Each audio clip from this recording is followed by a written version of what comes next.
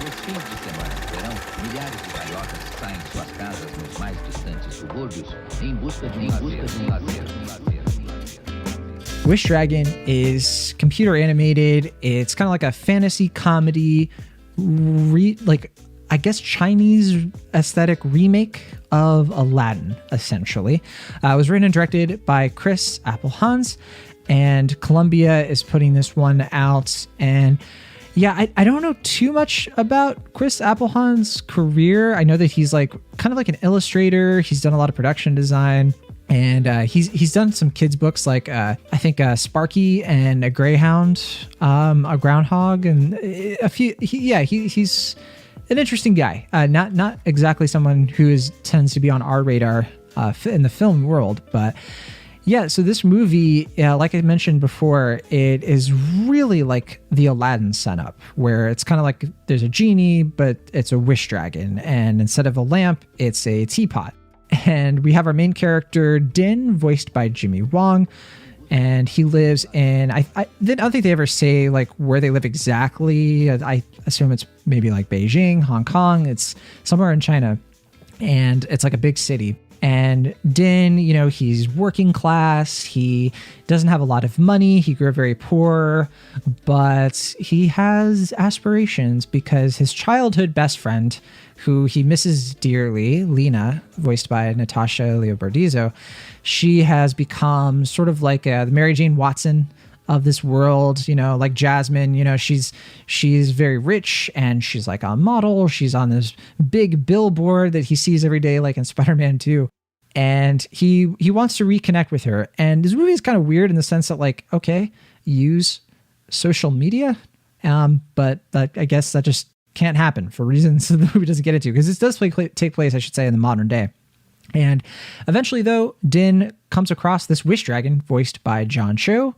The wish dragon's name is Lai, and he gets 3 wishes, like, as that tends to happen. I mean, it's again, it really is following the Aladdin thing, where he's trying to decide, like, what are my wishes going to be? How could I use my wishes to reconnect with this person? And I did mention, before, that I think that the sort of like romance between these two characters is more engaging than Anthony Ramos and Melissa Barrera and In the Heights. And Will, I think you scoffed a little bit at that notion, and so this is your chance. I think this movie is cute. I think that their little romance is charming, and I thought this was very fun and whatever. Yeah, I mean, it's definitely cute. I don't think anyone can really dispute that. I think it goes out of its way to be as cute as possible, including. Actually, I don't know if I'll mention that what I was going to say, because it's kind of a spoiler. But I thought you were going to say the dragon is pink. That is a big spoiler. Well, yes, no, that is true. The dragon is pink. But love pink dragons. Yeah, I mean, I guess for me, even more so than the romance in the Heights, I just felt like the formula here was always so apparent that I don't know if I ever fully allowed myself to be engaged with the romance, because I felt like the movie was so structured for me to follow that romance a certain way that I never really felt it was as organic. It just kind of felt like they had to do this for this reason. And that's not to say they don't take steps to, have a little bit more humanity established. There's like a nice little like montage sequence earlier on in the film where they establish their relationship and stuff. So it's not like incompetent by any stretch of the imagination. I just didn't really find it to be as engaging as you did, I guess.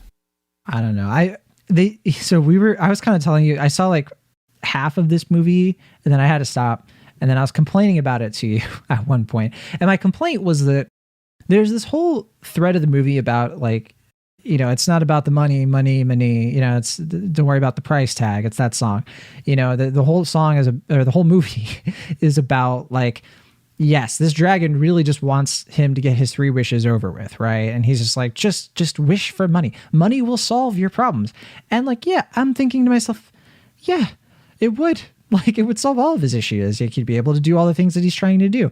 He'd be able to lift his family out of poverty. I think this movie has a very strange, like, anti-money narrative that I do think that was kind of interesting. I mean, it is kind of against formula in a way, because there's this whole thing where he really believes that he can win the affections of Lena. Like, she won't care if he's rich or poor, or she won't care if he's rich or poor. Like, he keeps saying that. But then at the same time, he's also temporarily trying to make himself seem rich. Like, he literally does the "I wish I was a prince" thing. And if that's the case, like, it just doesn't make sense. And I think, like, the movie even says to his face, like, the dragon is constantly like, "You're dumb, you're an idiot, like, you're like, this is the most inefficient way to get what you want in this scenario." And I think it's because the movie has this like weird, like, he has to be pure of heart, he has to learn a lesson about, like, I do think the movie actually does make a choice here to sort of upend his expectation, and actually it kind of proves or kind of like defies his point of like, she won't care if he's rich or poor at one point, which I actually thought was kind of an interesting little wrinkle. I don't want to get too much into detail, but yeah, that was actually like a pleasant surprise. I think this movie does go in a couple of interesting directions there. I didn't really find that interesting because I found that to be expected as well. But yeah, I mean, I do think I agree with you in that. I think the second half is a little bit more interesting than the first. This is the inverse of In the Heights in that respect, in that I think at the beginning of the film I was kind of like whatever about it, like, like we were saying, it's like Aladdin redux, almost to a fault, or I guess not even to almost to a fault, because it just doesn't really seem like its own narrative. It just kind of feels like we're just doing the Aladdin thing over again. But as the movie, I guess, allows itself to be a little bit more individualistic and have a little bit more creative leeway, I think it is better, but I still don't really think it ever stands out enough for me to like fully get with it. But that's not to say that there isn't stuff in here that I liked or appreciated.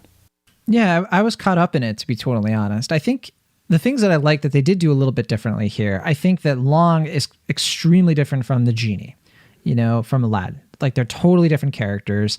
They did a good job of like making him feel like just his own thing. I mean, they do this whole thing where he used to be human, and there's this whole backstory that like informs Din's story. I don't think that their friendship is super organic. Like, it just kind of, I don't know. I do like in the beginning where they're more antagonistic, and then they're kind of like trying to one up each other. And there's a lot of fun there compared to Aladdin does something very different that works for that movie, right? I think though, where this movie I think loses me is I just don't love the animation. I think I like the setting. I like the idea of modern day Aladdin. I think that there is fun stuff you can do there where like the dragon doesn't understand modern day society. It makes sense because he's been in a teapot for 1,000 years and they have fun with that. There's a couple funny moments there. But wow, I think that the animation here, I mean, no disrespect because I'm sure they worked extremely hard on it. It just looks so smooth. Like, and I don't mean smooth in a good way. There's just no texture to this world. And its idea of physics is way too cartoonish. See, that's what I liked. Really? Yeah, no, actually, I really liked how playful and cartoonish this was. It had kind of a zippy energy to it. I actually found that to be a little bit more appealing because we've seen so many movies, animated movies now, that feel like they're trying to strive for some like grounded realism. Not to the fullest extent, but you do kind of see more films that, because CG technology allows for something that can replicate reality a little bit easier, it does make me long for the sort of like zippiness of like something from the 2D era. And I get that, like, I think this movie had a smaller production than your typical Sony animated film, so I feel like that it did hinder the film in that respect. Like, it does seem like the animation here is a little bit cheaper than your average animated film in that respect, but I did really appreciate the style being as like kind of outlandishly cartoonish as possible, considering like there is like, this like metaphysical dragon stuff that could play with that. That was actually something that I did find kind of endearing and fun about the film. Yeah, I really wish that this had the budget of something like Over the Moon, because I think that movie was a little bit more. It's just, I don't mind cartoonish movies. I don't mind if things are a little bit Looney Tunes. It's just that combined with these environments looking so fake. I mean, to me, like there are CG, like computer animated cartoons on television that look sharper and crisper and more vivid than this. And that to me is a big issue because, like, I don't know. I also think that one thing that I do like that they added here is some of the fun kung fu moments. There's a lot of fun like fighting. I think the way that the characters fight is really playful, and that stuff I think was like, if you're going to make things a bit of like unrealistic, that is where it really works, because like those moments are super engaging and fun, and there's like a parade fight, and like I don't know, those set pieces are really engaging. I was thinking of Jackie Chan Adventures while watching this. There's a lot of energy there. So I was about to say, then I saw Jackie Chan helped produce this along with one of the producers of Shrek, and I was like, wow, clearly he lended like coming out of like I think the creative collaboration of this movie. I think that they had some really good ideas to make it engaging, to make Din's character really interesting, to give him a sense of agency. I just wish they had made him a little bit smarter, or like I don't know, I just wish we had a character here who made decisions and choices that are easy and relatable, like easy to relate to, like easy to understand, but instead like I think that he just has this weird decision making issue in the movie that I really struggled with personally. I mean, I did in the moment at times did kind of find myself thinking of Jackie Chan Adventure because of the family aspect. Like kind of like the like overbearing elders who like are constantly kind of like butting in and like trying to like comment on everything. I think that's like kind of amusing concept that they don't really play up too much, unfortunately, because I found those scenes to be a little bit more fun and engaging than the central narrative. And likewise, like as you mentioned, there's like the parade sequence that's kind of like silly and goofy, and there's also like some sort of like expected fish out of water stuff with the dragon that at first I felt was going to be grating, but I actually found that sequence to be one of the more entertaining moments of the film, because there's like this scene involving traffic that there's a sight gag in that scene that involving like a side character that is like one of the few like genuine big laughs I got out of the film. I don't know if you know what I'm talking about, but there's like this guy who like he like gets manipulated by the dragon, and just his expressions throughout that scene are so funny to me. I also appreciated the guy who like turns his airbag into a pillow. Like that stuff. I was like all about that stuff. Like if the movie was on that energy throughout, I kind of wish it was, because I felt like that was where I was with the film. I was like, maybe I do like this thing. Like, and then it would go back to the central narrative, and I was like, oh, okay, yeah. Now we're back to this thing. But yeah, I mean, I think it shows signs of promise. I don't think it's like a terrible film or anything. I just think I preferred personally when it was willing to be a little bit goofier and sillier, because that's the stuff like from Aladdin that I do really like, that it is able to be like kind of larger than life, because it has like at its core this larger than life comedian who was just animated by design. They could play that up, and I wish the movie was following Aladdin's influence in that respect, as opposed to the narrative, which I could kind of take or leave ultimately. Yeah, the narrative is not very strong, but I'm glad that they at least tried a few creative things with it. They did a few things toward the end there that at least kept me engaged. They kept me from checking out completely, but it was difficult to buy Din as a character in certain parts. At the same time, I mentioned before, I really think that the central like relationship between the friends and like the whole opening montage, I mean, a lot of that stuff it's just cute. It's really cute. I really like the relationship between Din and his mother, voiced by Constance Wu. She voices that role super well. She's such a fun character, and I think this whole movie is filled with fun characters. You mentioned like the side characters. There's a villain here named Pockets, voiced by Aaron Yu, who I loved. Such a fun villain who had this whole thing where he only fights with his legs, and he's like Sanji from One Piece, basically. Very menacing, very dastardly. I liked him.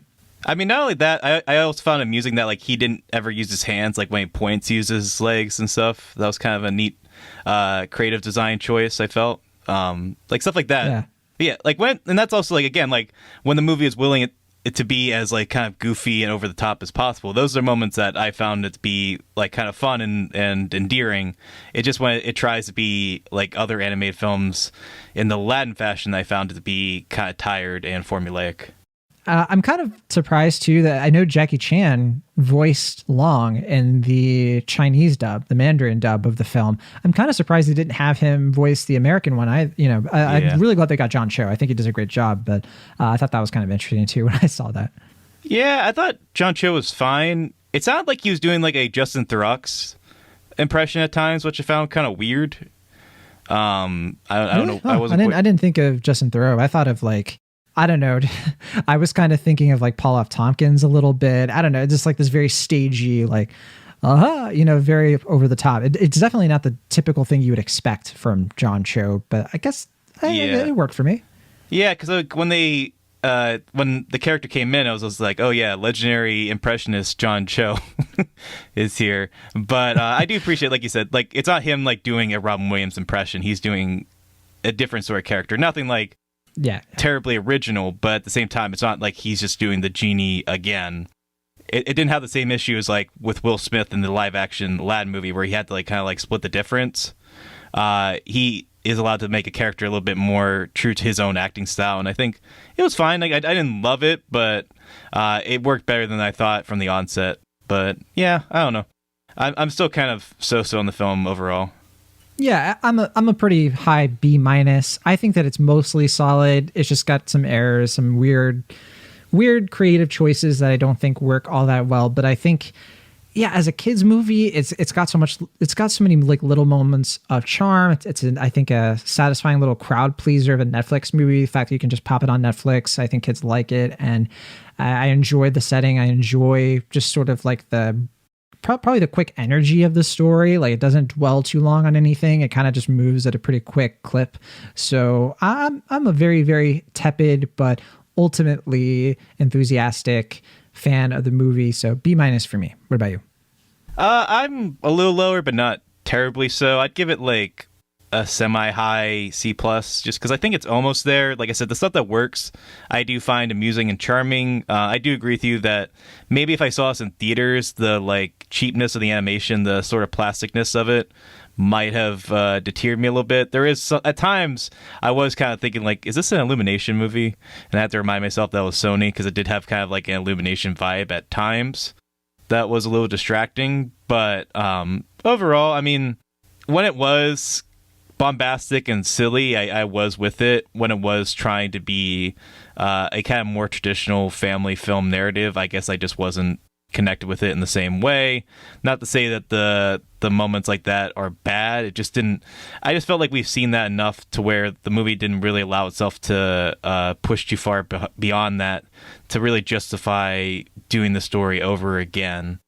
But it's fine for what it is, especially as a Netflix film. I don't think it's going to be terribly offensive by any measures, but still ultimately left me with a bit of a shrug by the end.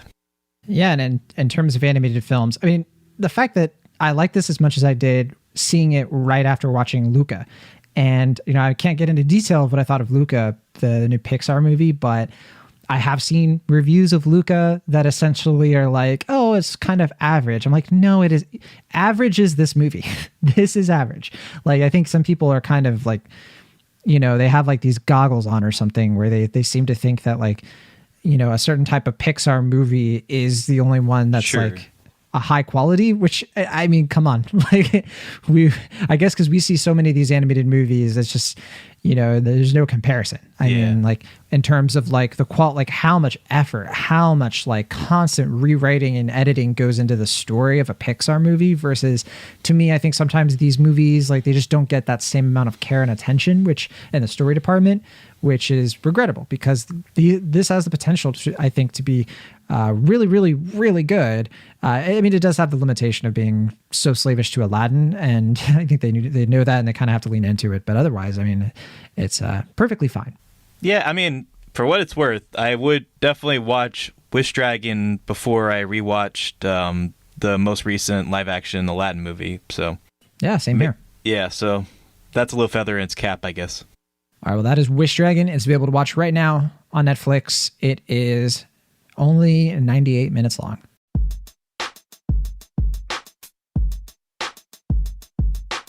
Thank you so much for listening to our show. Be sure to subscribe to Cinemaholics on your favorite podcast app of choice or find us on YouTube. See you all next time.